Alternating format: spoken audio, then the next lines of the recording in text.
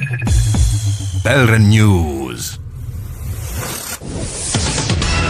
Mafhungo ngarochidzwa maremba.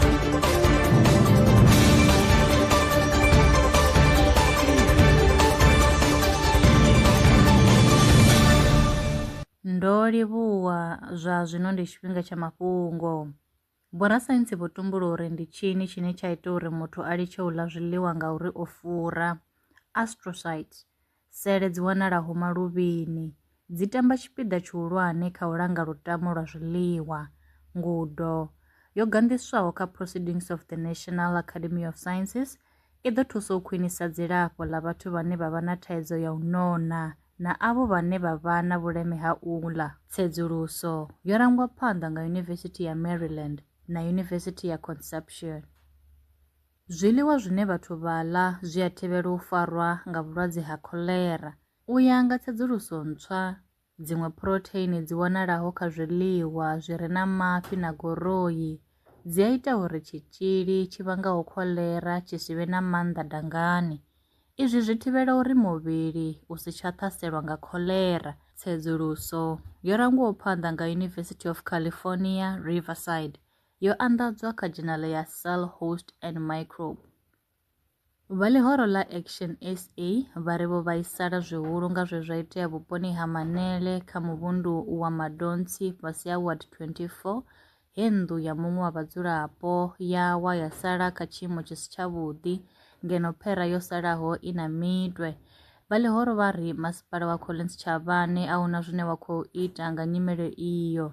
Zwi tshe zwo ralo, vha ri zwo ralo na kha Ward 28 vhuponi ha Makomane hune muṅwe wa vhadzulapo na henefho nnḓu yo wa a salelwa nga tshipuḽaṱa fhedzi. Vha ri masipala wa Collins Chavane a u thu swikisa thuso na hanefho. Zwinzhi kha ri pfhe musanda vho Nengwe Khulu vha tshi dodombedza. Nene nda khou amba ndi musanda vho Bufulamato Khwara Nengwe Khulu vhane vha vha Provincial Campaign Manager ya ḽihoro ḽa Action SA fhano kha vunḓu ḽa Limpopo.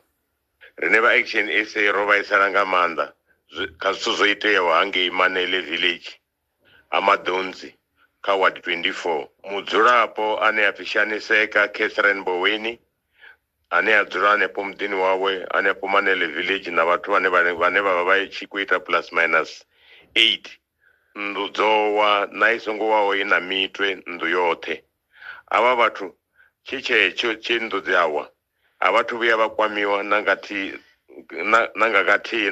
vhathu vha muvhuso kana vha ha masipala wa Collins Chavane.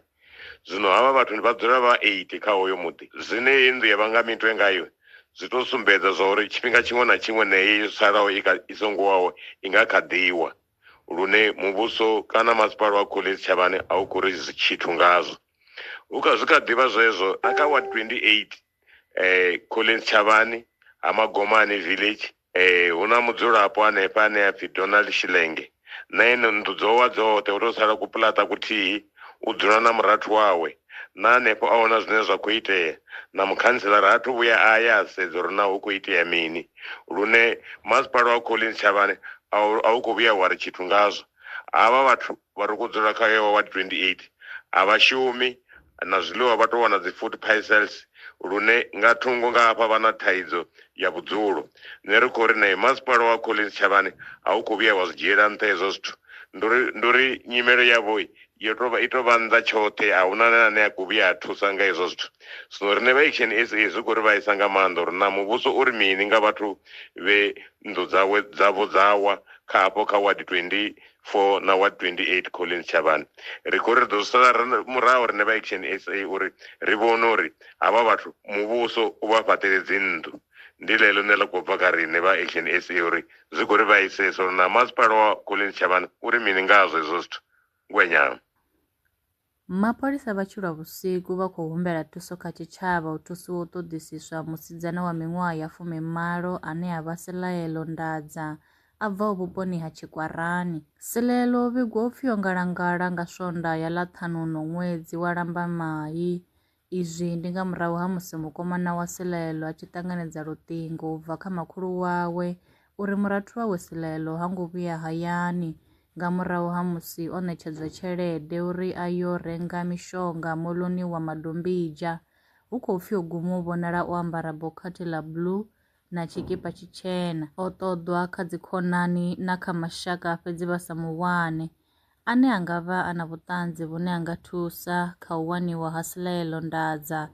Vha nga foinela muofisiri wa zwa ṱhoḓisiso Sergeant Romeo Mbelengwa Muhanganei kha 062 950 9487. Vha nga kha ḓi ya kha tshiṱitshi tsha mapholisa tsha nga tsini kana vha shumisa My SAPS app. A khou guma ngo rali mafhungo nda vha farela one. Nṋe na vhone kha ri ṱangane mafhungoni tshifhingani tshiḓaho.